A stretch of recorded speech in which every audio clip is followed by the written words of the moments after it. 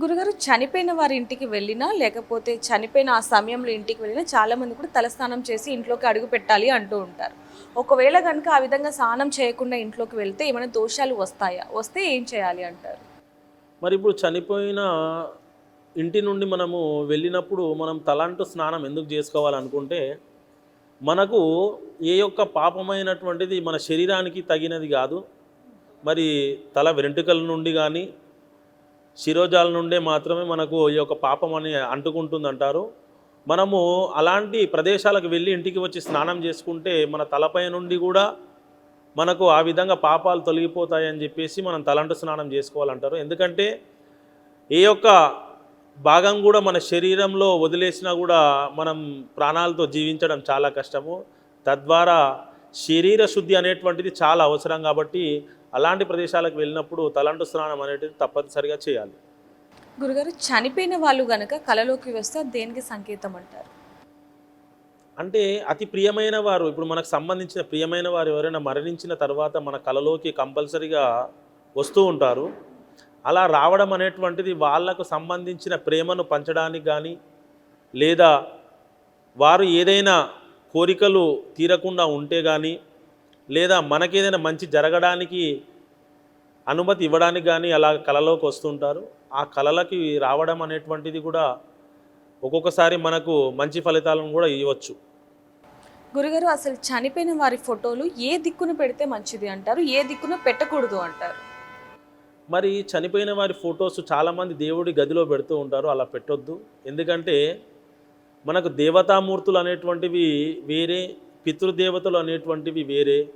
మనము తల్లిదండ్రులను దైవాలుగా భావించవచ్చు, కానీ ఆ దైవాలతో సమానంగా వారి ఫోటోలను మరి దేవుడి గదిలో పెట్టకూడదు. ఎందుకంటే వారు పితృదేవతలు, వారు ఆ గరంలోకి వెళ్ళడానికి అర్హులుగా ఉన్నవారు పితృదేవతలు అంటారు. దేవతలకు సంబంధించిన పూజా కార్యక్రమాలు చేసుకునే విధంగా మనం తల్లిదండ్రులకు చేయలేము. ఎందుకంటే వారు పితృదేవతలు కాబట్టి పితృదేవతలను ఇంట్లో ఎవరైనా దేవతామూర్తుల పక్కన కానీ దేవతా గదిలో కానీ పెట్టకూడదు. అవి నిర్దిష్టమైన ప్రదేశాలు, అనగా దక్షిణ దిక్కులో కానీ ఉత్తర దిక్కులో కానీ అలాంటి ప్రదేశాలలో వారికి ఆ ఇంటికి అనుసంధానంగా ఉన్న ప్రదేశాల్లో మాత్రమే పెట్టవచ్చు. అలా పెట్టడం వల్ల కూడా కొన్ని సమస్యలు, ఇప్పుడు దేవతామూర్తులతో పెట్టడం వల్ల కొన్ని సమస్యలు కూడా మనకు ఎదురవుతుంటాయి. అలాంటివి ఎదురు కాకుండా సంక్లిష్టమైనటువంటి పరిస్థితులను మనము అర్థం చేసుకొని అవి పెట్టవలసిందిగా ప్రతి ఒక్కరికి మనము చెప్పడం జరుగుతూ ఉంటుంది.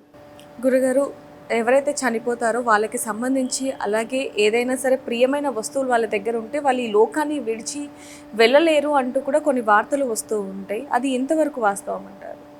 మరి చనిపోయిన వారి వస్తువులు, ప్రియమైన వస్తువులు ఎవరి దగ్గర అయినా కానీ ఇంట్లో వాళ్ళ దగ్గర ఉన్నప్పుడు చాలామంది అపోహ పడుతూ ఉంటారు. వారికి ఏదైనా నష్టం కలుగుతుందా, చనిపోయిన వారి నుండి మనకి ఎలాంటి ఇబ్బందులైనా వస్తాయా అని చాలామంది సందేహాలు ఉంటాయి.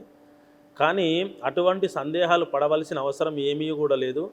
ఎందుకంటే పితృకర్మల దోషము ప్రభావంగా అలాంటివి చెడు ఫలితాలు వస్తాయి. కాబట్టి చనిపోయిన వారి నుండి ఎటువంటి యొక్క ప్రమాదం కూడా ఉండదు. ఎందుకంటే వారు కర్మ తరువాత వారి ఆత్మ ఈ లోకాలను వదిలి ఎలాగో వెళ్ళిపోతుంది. వారికి సంబంధించిన వస్తువులను మన దగ్గర పెట్టుకొని మనము పదే పదే వారి గురించి ఆలోచించడం వలన మనకు అలాంటి ఆలోచనలు భయంకరమైన రూపంలో కూడా వస్తుంటాయి. కాబట్టి ఈ యొక్క వస్తువులను మనము ఏ విధంగా అయినా మనం వదలాల్సినవి వదిలేస్తే మనకు మంచి ఫలితాలు కూడా వస్తాయి.